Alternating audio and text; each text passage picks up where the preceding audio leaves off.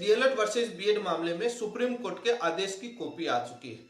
इस आदेश में क्या लिखा है विस्तार से चर्चा करूंगा, सारे कंफ्यूजन दूर कर दूंगा। जो तमाम तरीके के रूमर फैलाए जा रहे हैं, अफवाहें फैलाई जा रही हैं, इस आदेश में क्यों हाईकोर्ट को भेजा गया है, क्या लिखा गया है। यदि आप मेरे चैनल पर पहली बार जुड़े हैं तो चैनल को सब्सक्राइब करें ताकि लेटेस्ट जानकारी आपको मिलती रहे। क्या मध्य प्रदेश के मामले में सुप्रीम कोर्ट ने 8 अप्रैल 2024 को जो आदेश दिया, उस आदेश की वैल्यू खत्म कर दी 18 दिसंबर को नया आदेश लिखकर?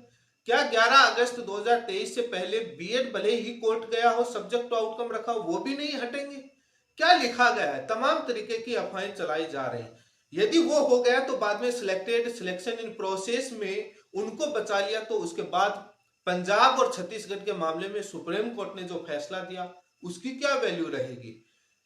किस आधार पर यह जजमेंट पढ़ा जा रहा है, उस एक लाइन को लेकर जो भ्रम फैलाया जा रहा है उसको लेकर भी विस्तार से चर्चा करूंगा। सुप्रीम कोर्ट ने मध्य प्रदेश हाईकोर्ट को क्यों भेजा है?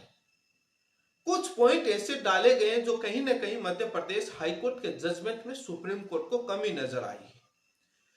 यदि आप मेरे चैनल पर पहली बार जुड़े हैं तो चैनल को सब्सक्राइब कर लें ताकि लेटेस्ट जानकारी आपको मिलती रहे। 18 दिसंबर 2024 को जस्टिस सुधांशु धूलिया जी की बेंच में इस मामले पर सुनवाई हुई। डीएलएड की तरफ से senior advocate Gopal Shankar Narayan ji and senior advocate K Parameshwar ji उपस्थित हुए। Advocate on record Mandeep Kalra ji थे। बीएड की तरफ से पटवालिया जी और अमित पवन जी उपस्थित थे। पैराग्राफ नंबर 1 में क्या लिखा है और शॉर्ट में वहीं से चर्चा करते हुए आगे तमाम बिंदुओं पर चर्चा करते हैं। जहां कंफ्यूजन है वहां पर भी बहुत सारी याचिकाओं में इस कोर्ट के द्वारा प्राइमरी स्कूल टीचर्स की योग्यता को डिसाइड किया जा चुका है देवेश शर्मा जजमेंट के अंदर, और उस जजमेंट का नाम और उसका जो रिपोर्टेबल है वो नाम लिखा हुआ। प्राइमरी टीचर की जो क्वालिफिकेशन है वो डीएलएड की गई है और बीएड नहीं है। यह हम देवेश शर्मा जजमेंट में तमाम याचिकाओं के माध्यम से हम तय कर चुके हैं। सुप्रीम कोर्ट पहले नंबर पैराग्राफ में यह कहता है। दूसरा नंबर पैराग्राफ से कई तरह की भ्रांतियां जो फैली जा रही हैं और उस पर मैं आऊंगा। आगे कहता है सुप्रीम कोर्ट पैराग्राफ नंबर 2 में आपके स्क्रीन पर है। सब्सिक्वेंटली हमारा आदेश, ये जो पहला वर्ड लिखा है इस वर्ड का आगे भी मीनिंग होगा जो आपके समझ में आएगा कि देवेश शर्मा सब्सिक्वेंटली का मतलब होता है कि बाद में, तत्पश्चात, आफ्टर।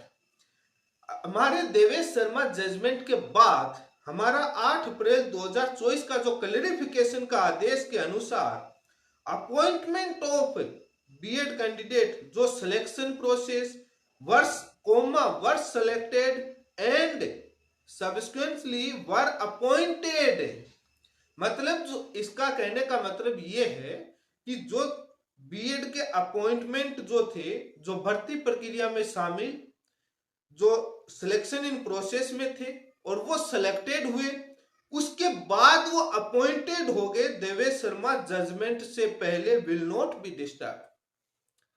इसका मतलब ये नहीं है कि जो सिलेक्शन इन प्रोसेस, सिलेक्टेड, जो भर्ती प्रक्रियाओं में शामिल थे उनको भी बचा लिया गया, नहीं।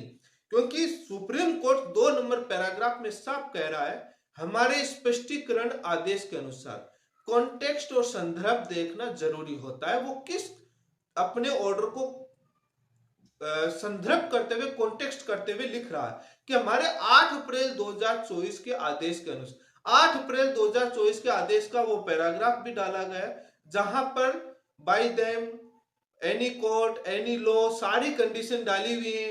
मेयर इन सिलेक्शन प्रोसेस वो इसमें नहीं बचेंगे, सारी चीज सुप्रीम कोर्ट ने वापस से स्पष्ट किया है कि हमने किन लोगों को बचाया है और किन लोगों को हमने बाहर करने का, वो नीचे वापस से वो पैराग्राफ 8 अप्रैल का डाला है। मतलब वो है, उसके साथ में इस लाइन को पढ़ा जाना है जो इसमें लिखा गया है। सिलेक्शन प्रोसेस कोमा वर्ष सिलेक्टेड, मतलब पहले सिलेक्शन इन प्रोसेस में थी, एग्जाम में थे, फॉर्म भरा, वर्ष सिलेक्टेड, वो सिलेक्टेड हो गए, एंड और सब्सिक्वेंटली उसके बाद अपॉइंटेड 11 अगस्त 2023 से पहले अपॉइंटेड हो गए, वो डिस्टर्ब नहीं होंगे। बट उसके साथ में आगे वो ऊपर और नीचे 8 अप्रैल का आदेश का भी कंडीशन, क्योंकि बार बार कोर्ट कंडीशन नहीं लिखता है, उस आदेश के उस पैराग्राफ को चिपका कर देता है कि ये हमारा उसमें पूरी चीजें दी हुई है और वो दिया गया है।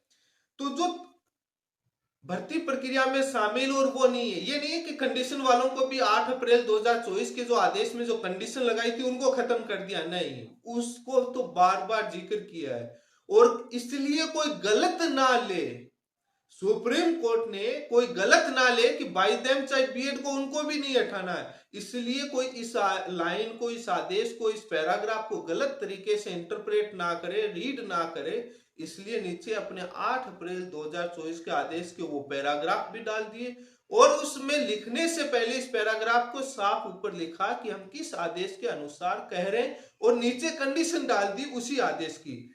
इसलिए किसी को इसमें बिल्कुल भी भ्रमित होने की जरूरत नहीं है। सुप्रीम कोर्ट कह रहा है कि सारी कंडीशन मेंशन किए गए। अब हमारा जो क्लेरिफिकेशन आदेश के बावजूद भी बीएड और डीएलएड के बीच में कंफ्यूजन बना हुआ है, आगे कहता है सुप्रीम कोर्ट का कहना है कि हमने 8 अप्रैल को देवेश शर्मा सब कुछ दे दिया, उसके बावजूद भी डीएलएड और बीएड के दोनों के बीच में स्पष्टीकरण के बावजूद भी कंफ्यूजन बना हुआ है। देवेश शर्मा के सब, वापस वो वर्ड आए, देवेश शर्मा के सब्सिक्वेंट क्लेरिफिकेशन, मतलब देवेश शर्मा के जजमेंट के बाद जो स्पष्टीकरण आया उसमें हमारे दिमाग में कोई डाउट नहीं है। सुप्रीम कोर्ट बार बार अपने 8 अप्रैल और 11 अगस्त के जजमेंट को लेकर बात कर रहा है कि हमारे दिमाग में कोई डाउट नहीं, पोजीशन भी हमारी बहुत स्पष्ट है, हमने किसको बचाया है, मतलब नई कंडीशन नहीं डाली है, पोजीशन क्लियर है और बहुत स्पष्ट है, कोई डाउट नहीं है कि बोथ डिप्लोमा और बीएड दोनों के लिए, इसका मतलब नई कंडीशन नहीं डाली, वही 8 अप्रैल के आदेश की कंडीशन में हमने स्पष्ट कर चुका है, उसमें हमारी पोजीशन बहुत क्लियर है, सारी चीजें सुप्रीम कोर्ट ये कह रहा है। उसके बाद सुप्रीम कोर्ट कह रहा है कि division bench Madhya Pradesh high court हमारे जजमेंट को तो नोट किया उन्होंने अपने फैसले में, हम इस बात की प्रशंसा करेंगे यदि दैट जजमेंट, जो हमारे ये जजमेंट है उसके आधार पर वो अपना एक नया सब्सिक्वेंट ऑर्डर पास करेंगे सभी पेंडिंग एप्लीकेशंस, क्योंकि सुप्रीम कोर्ट में नई एसएलपी आई, हमने नई आईए लगाई, तो सभी पेंडिंग एप्लीकेशंस, स्थिति, पोजीशन, अपनी सारी पोजीशन क्लियर करें। इस पोजीशन का बहुत बड़ा इसमें मीनिंग है, ऑन ऑल द पॉइंट्स, सभी बिंदुओं पर। ये सभी बिंदु और पोजीशन क्या है जो अपने आप में सुप्रीम कोर्ट को मध्य प्रदेश हाई कोर्ट के जजमेंट में कमी नजर आई, तब ये कहा कि सभी बिंदुओं पर, स्थिति पर नया एक आप ऑर्डर पास करें, नया ऑर्डर पास करें जो आपके फैसले में नहीं किए गए हैं। अब मैं आता हूं, जो लास्ट पैराग्राफ है वो अपने आप में ये कहता है कि मध्य प्रदेश हाई कोर्ट के ऑर्डर में कमी थी, डीएलएड के सारे पॉइंट कंसीडर नहीं किए गए, उनकी बातों का जवाब नहीं दिया गया।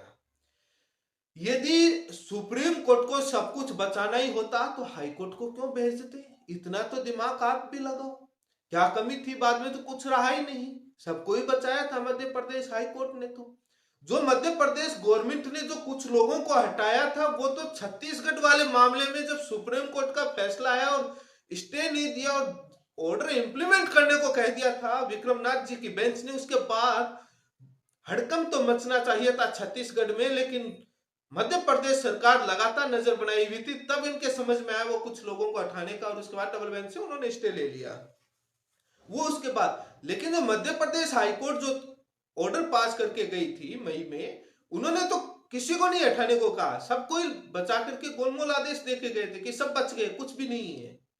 तभी तो सुप्रीम कोर्ट ने कहा कि अब जो सुप्रीम कोर्ट का जो आदेश है उसमें लिखा है पोजीशन, अब पोजीशन में क्या आएगा कि बाय देम कंडीशन किसके द्वारा थी, ऑन ऑल पॉइंट्स। अब जो हमारा आप मध्य प्रदेश हाईकोर्ट का 14 सितंबर 2023 का जो आदेश पढ़ेंगे उसमें बीएड वही कैंडिडेट आईए लेकर आते हैं जो सुप्रीम कोर्ट लेके गए, और हाईकोर्ट जवाब भी तलब करता है कि आपने हमको बताया नहीं और वही सेम कैंडिडेट है जो सुप्रीम कोर्ट से तय हो गया, तो आप क्यों आए हमारे पास। उस पर अपने जजमेंट में हाई कोर्ट मौन रहा। उस स्थिति पर, उस पोजीशन पर मध्य प्रदेश हाई कोर्ट ने क्लियर नहीं किया और उस पॉइंट पर क्लियर नहीं किया। तो पोजीशन और पॉइंट समझ रहे हैं ना आप मेरी बात को, नोटेड। क्योंकि पोजीशन कि बाय देम वाली condition subject to outcome by any court of law any law, वो वाली पोजीशन पर और उस बिंदु पर कोर्ट ने कुछ नहीं कहा, उसको भी नोट करो। ये मध्य प्रदेश हाईकोर्ट में बोला गया है, जो हमारा एसएलपी में बिंदु था और हाईकोर्ट में भी हमने आर्गुमेंट किया था डीएलएड की तरफ से वकीलों ने। अब जो दूसरा एसएलपी में भी था, आईए में भी था और यहां पर भी हाईकोर्ट में भी जजमेंट रिजर्व होने से पहले हाईकोर्ट ने राज्य सरकार से डेटा मांगा था कि कब किसका अपॉइंटमेंट हुआ है। उस पर डेटा जमा होने से पहले ही सरकार के और कोर्ट ने जजमेंट दे दिया था। तो वो भी पोजीशन कि किसकी कब नियुक्ति हुई। अपॉइंटेड और अपॉइंटमेंट दोनों में फर्क है। Appointment selection in process, selected का हिस्सा आता है, और अपॉइंटेड जो मंत्री सरकार शपथ लेते हैं वो अपॉइंटेड बाद में होते हैं लेने के बाद। जो अपॉइंटेड हुए हैं वो स्थिति भी कहां क्लियर की है। वो तो सरकार ने कुछ लोगों को जो जिलों के हटाने का आदेश किया, वो तो छत्तीसगढ़ वाले मामले में जब सुप्रीम कोर्ट की तल्ख टिप्पणी आई तब सारी नजर बनाई हुई थी। हाईकोर्ट ने तो कुछ भी स्थिति क्लियर नहीं की, तभी तो सुप्रीम कोर्ट ने कहा उस बिंदु पर, उस पोजीशन पर हाईकोर्ट अपना ऑर्डर पास करे। अपने आप में हाईकोर्ट के जजमेंट में सुप्रीम कोर्ट को कमी नजर आई। कहीं ना कहीं डीएलएड के सारे बिंदुओं को कंसीडर नहीं किया गया, इसलिए मध्य प्रदेश हाईकोर्ट को दोबारा भेजा गया। अब जो गुमराह करने वाले लोग हैं वो गुमराह करेंगे, उनका काम इतना ही है, वो अपने कुछ बेनिफिट के लिए। उन लोगों का ये भी मकसद था कि हमारा बेटा बेटी, साला साली, बहन कोई भी हो, उसका नंबर आ जाए बस 100 लोग हट करके, बाकी किसी का नुकसान हो जाए कोई लेना देना नहीं है। और वो ये चाहते थे कि सारी ये याचिकाएं खारिज हो जाए, मात्र वो 150 हट जाए और हमारा नंबर आ जाए, बस दुनिया को बदनाम कर दो। उन लोगों से बच के रहना। सुप्रीम कोर्ट ने, मैंने पीछे वाले वीडियो में उस दिन भी कहा था, सुप्रीम कोर्ट ने आपको कुछ ऐड करके दिया है। हाई कोर्ट को कहीं ना कहीं ये एक फटकार मान लीजिए, एक निर्देश मान लीजिए। उस जजमेंट में कमी बता करके हाई कोर्ट को ये नोट करवा दिया कि आप डीएलएड के सारे बिंदुओं को कंसीडर करोगे, सारी पोजीशन को पूरा विस्तार से और अच्छे से जजमेंट देना होगा। ऐसे नहीं कि गोलमोल और ऐसे करके आपने ऐसा कर दिया, तो कुछ ने कुछ एडिशन करके आपको दिया है। Any court of law by them. अब जो कई लोग बोले थे कि आपने गोपनीयता रखी कहां है, सारी चीजें तो आप पीछे वाले वीडियो में बोल के चले गए, अब बोल रहे हैं कि गोपनीयता भंग हो जाती है। मैं इतना ही कहना चाहूंगा, मैंने क्या पीछे वाले वीडियो से पहले बोला था? नहीं बोला। जब तक सामने वाली पार्टी हियरिंग में नहीं रहती, सुनवाई नहीं होती, तब तक गोपनीय रहता है। जब सामने वाली पार्टी आ जाती है और केविट फाइल कर देती है, केविट फाइल, हमारी याचिकाएं केविट वाली टाइम एक्सपायर होने के बाद लगेगी, ताकि केविट फाइल होने पर सामने वाली पार्टी को फाइल की कॉपी जाती है सारी चीजें, तब हमने की। लेकिन तुरंत सूचना लीक की गई, सबको मालूम है, तुरंत क्लेरिफिकेशन को बाय देम वाले पर गए, उस समय तुरंत सूचना लीक की गई। उसके बाद बीआर गवई की बेंच में गए, तब तुरंत सूचना लीक की गई। मात्र 2-4 लोगों को मालूम था, लेकिन कैसे लीक हुई वो जाने। जैसे ही बाय देम वाली में वो पहुंच गए, फाइल की कॉपी मिल गई। बाद में हम वहां गए बीआर गवई की बेंच में, तुरंत लीक कर दी गई। उन्होंने ऑन द स्पॉट केविट फाइल करी, केविट फाइल करके उनको फाइल की कॉपी मिल गई। जब फाइल की कॉपी मिल जाती है केविट के बाद, जब सुनवाई में उपस्थित हो जाते हैं, तब उनको सारे पॉइंट एसएलपी की कॉपी पिटिशनर से मिलती है और कोर्ट से निकलवाते हैं, तब कोई गोपनीय नहीं रहता। जब हम हाई कोर्ट में और सुप्रीम कोर्ट में मेन केस लड़ा करते थे, मैं तब ही खुलासा करता था जब सुनवाई हो जाती थी। अब पता था कि सुनवाई सुबह शुरू हो गई, अब आर्गुमेंट रखे जा रहे हैं, अब बोले जा सकते हैं, क्योंकि अब रिकॉर्ड पर आ गया और सामने वाली पार्टी को भी मिल गई कॉपी। अब वो ऑन द स्पॉट पर क्या है, पहले गोपनीय रखा जाता है, तो उन लोगों को मालूम नहीं है। बहुत सारे लोग हैं जिनको आदेश पढ़ना ही नहीं आएगा, ज्ञान देने आ जाएंगे, उनको ये नहीं मालूम कि आरटीआई कैसे लगती है, फर्स्ट अपील कैसे लगती है, अपने आप को कानून के ज्ञाता और समझते हैं। बड़ी हैरानी की बात है, गूगल ट्रांसलेट करोगे तो प्रॉपर नहीं होता है, कोमा प्रॉपर किस संदर्भ में। कोर्ट के जजमेंट बड़े टफ होते हैं कि क्या कॉन्टेक्स्ट में, क्या रेशियो में, क्या प्रोफेशनलिटी में क्या कहा जा रहा है, एक एक शब्द क्या उसके बाद हो रहा है। तो ये है, आप किसी भी वकील से पढ़वाएंगे अच्छे से। 8 अप्रैल के आदेश को बार बार सुप्रीम कोर्ट ने कहा है कि हमारा स्टैंड क्लियर है, कोई कंफ्यूजन नहीं है। हाई कोर्ट को डायरेक्शन दे दिया, हाई कोर्ट को कह दिया कि सारे पोजीशन, सारे बिंदुओं पर फैसला करो, ऑर्डर पास करो, इससे ज्यादा क्या।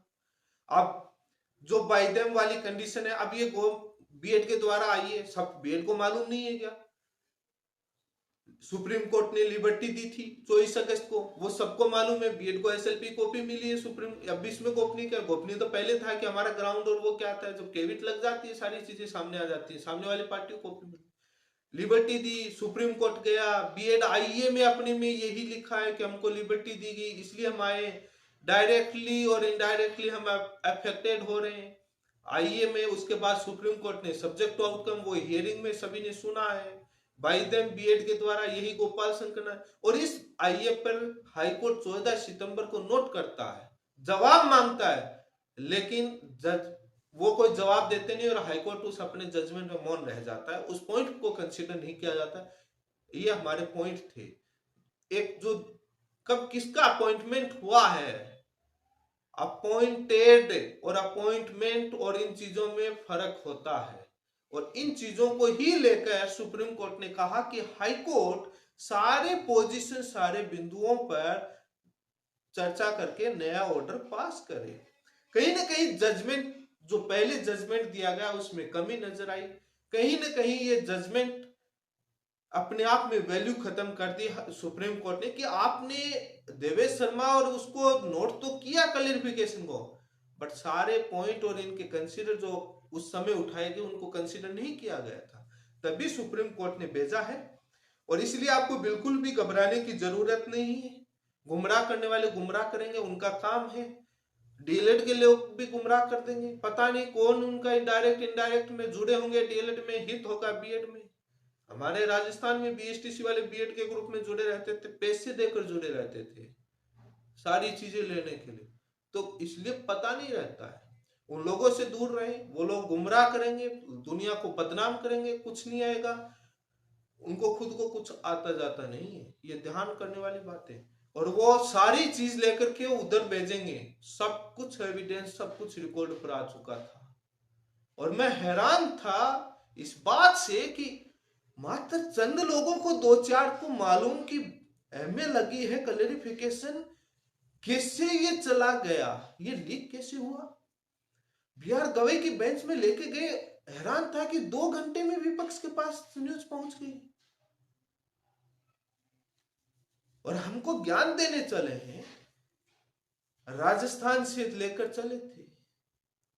जो बदौलत है वो इसी की बदौलत है, और उन्हीं वकीलों पर सवाल खड़ा किया जो आज एनआईएस डीएलएड को वापस बहाल कर दिया। और वो लोग क्या किए थे हाईकोर्ट में, दुनिया को गुमराह करने, हम ये कर देंगे वो कर देंगे, और उसके साथ वही थे जो सवाल खड़े करने वाले। अरे वो सवाल मैं बार बार एराइज कर रहा हूं कि जो 100-200 लोगों को जिन जिलों के हटाने का आदेश हाईकोर्ट ने किया था, उस पर वो जाकर के स्टे ले ली, वो क्या कर रहे थे, हटवाते ना स्टे डबल बेंच से, सुप्रीम कोर्ट तक जाते, पैरवी करते। क्या किया आपने, सवाल उठाने के अलावा, कमियां निकालने के अलावा कोई मतलब नहीं था, बदनाम करने का। पता नहीं क्या बेनिफिट, क्या जलन होगी, वो तो चलेगी, मुझे कोई फर्क नहीं पड़ता, बहुत सारे जब चला था पता नहीं क्या क्या, लेकिन वो अभी भी गुमराह करेंगे। सुप्रीम कोर्ट ने बहुत एक डीएलएड को राहत देते हुए उसी स्टेज पर लाकर छोड़ा है जिस स्टेज पर था, और प्लस में डायरेक्शन देकर के और राहत देते हुए कि अब हाईकोर्ट अपने ऐसे वैसे करके ऑर्डर ना पास करे, पूरे सभी बिंदुओं पर सही तरीके से ऑर्डर पास करे। ये बहुत बड़ी अब जो वही एडवोकेट एनआईओएस को कितनी बड़ी जीत दिलवाई, तमाम राज्यों में वही एडवोकेट ये लेकर आए। अब तारीख का टाइम है, इतना समय लगता है, अब उसमें कोई कुछ नहीं कह सकता, कोर्ट की प्रक्रियाएं होती हैं। कभी जाकर के आप उठा करके बोलो, हाईकोर्ट में जो स्टे ले लिया वहां जाकर के बोलो ना, जज साहब को ये क्या हो रहा है, आप क्या कर रहे हो, स्टे कर रहे हो सुप्रीम कोर्ट के, बोलो ना, पैरवी करो खड़े होकर के, इतने महाज्ञानी तो हो। नहीं बोलेंगे। अब मेरा इतना ही कहना है कि आप लोग हाईकोर्ट में मजबूती से लड़ाई लड़ें, अच्छे से लड़ाई लड़ें, सीनियर एडवोकेट हों, और बिंदु सबके सामने है, जो डीओ ऑफिस की, डिस्ट्रिक्ट एजुकेशन ऑफिस की जो ज्वाइनिंग डेट है वहां ऑफिस में, वो जो टीकमगढ़ का जो एक लेटर आपने भी देखा होगा, जिसमें उनके अपॉइंटमेंट ऑर्डर और एसएलपी में और आईए में था, 10 अगस्त को जो जारी किया गया था उनका अपॉइंटमेंट ऑर्डर, पर डीओ ऑफिस ज्वाइनिंग डेट 11 और 11 के बाद थी। ऐसे डीओ ऑफिस ज्वाइनिंग डेट के रिकॉर्ड आपके वकील हाईकोर्ट में सरकार से मंगवाए, कोर्ट से रिक्वेस्ट करके। जब वही केस रीओपन होंगे उसी में ये आपके एप्लीकेशन लगा करके और आप बहस के दौरान डीओ ऑफिस ज्वाइनिंग डेट का रिकॉर्ड सारे जिलों का मंगवाएं, डीओ ऑफिस ज्वाइनिंग डेट, क्योंकि वो ज्वाइनिंग डेट है, वो अपॉइंटेड होंगे, अपॉइंटेड, क्योंकि सारे डीवी प्रोसेस सारे सब कुछ चेक करने के बाद डीओ ऑफिस ज्वाइनिंग करता है और वो अपॉइंटेड माना जाता है, तो वो रिकॉर्ड मंगाएंगे तो सारी चीजें, वो कंडीशन क्लियर, नहीं तो सरकार वही लेके घूमेगी पूरे उस आधार पर। तो वो डेटा मंगाने पर ही आगे की बहस आपकी मजबूत होगी। जो बाकी चीजें बाई देम वाली, और उसके बाद बाई देम डीएलएड की कंडीशन भी, छत्तीसगढ़ वाले मामले में आपको मालूम है डीएलएड की पिटीशन थी हाई कोर्ट में, उस पर सुप्रीम कोर्ट ने कहा है कि डीएलएड की पिटीशन थी, सब्जेक्ट टू आउटकम था, तो वो थर्ड आपका बाई देम वाले पर थर्ड होगा। बाई देम वाले पर बीएड के आइए, एनी कोर्ट एनी लॉ, के परमेश्वर साहब जो सीनियर एडवोकेट ने कोर्ट में अपने आर्गुमेंट के दौरान, तब ही तो कोर्ट, जब बाई देम की कंडीशन बीएड के द्वारा आईए वाली जब रखी गई, तब बेंच सोचने को मजबूर हो गई कि ये बात तो कंसीडर जजमेंट में नहीं है। जब गोपाल सर ने कहा कि 11 अगस्त और 11 अगस्त के बाद ज्वाइनिंग हुई है, अपॉइंटेड हुए हैं और हम शो करेंगे, उस पर आने से पहले ही आईए वाली बाई देम पर ही कोर्ट लॉ वाली जो कंडीशन सारी चीजें रखी, तो कोर्ट मजबूर हो गई सोचने को। कोर्ट ने डिस्कस किया, उसके बाद हाई कोर्ट को भेजा है। तो ये तमाम बातों पर मैंने चर्चा कर दिया, आप बिल्कुल भी गुमराह ना हो। जो 8 अप्रैल सुप्रीम कोर्ट ने कोई किसी को नहीं बचाया, दोबारा से हाईकोर्ट को तय करने के लिए बोला है, और सारे बिंदु और स्थितियों को क्लियर करते हुए देवेश शर्मा और 8 अप्रैल के आदेश को अनुसार इतना सा ऑर्डर लिखा है, और कोई इसमें नेगेटिव डीएलएड के लिए नहीं आए। लोग गुमराह करने वाले गुमराह करेंगे, चाहे बीएड हो चाहे डीएलएड के हो, तमाम लोग। अब हाईकोर्ट में आपकी कितनी क्या मजबूती से पैरवी रहती है, कितने आर्गुमेंट आप क्या कर पाते हैं, वो आपके उसके बेसिस पर होगा, और आप लोग तय करें। और बाकी स्थिति में पीछे वाले वीडियो में सारी चीजें बोल चुका हूं, और इसी के साथ आप सभी का बहुत बहुत धन्यवाद।